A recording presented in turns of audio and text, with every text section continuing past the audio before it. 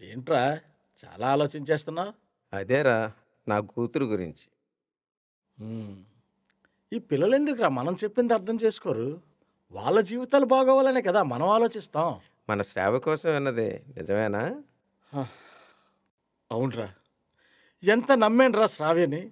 ఎవరినో లవ్ చేసి వాడితో కలిసి నాటకం ఆడి నన్ను మోసం చేసిందిరా. పైగా ఇదంతా నన్ను ఒప్పించడానికని చెప్పి తన తప్పును సమర్థించుకోవడం ఒకటి. ఛే! నేను విన్నానురా. కానీ నా కూతురు ఎవరినో లవ్ చేసి పెళ్లి చేసుకుంది. వాళ్ళు విడిపోయే వరకు తెలీదు వాడి మొహం ఎలా ఉంటుందో. కానీ నీ విషయంలో అలా కాదురా.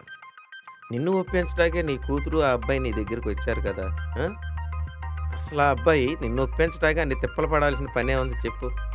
కావాలంటే నీకు చెప్పకుండా వెళ్ళి పెళ్లి చేసుకోవచ్చు కదరా. అంటే ఆ అబ్బాయి మంచోడనేగా.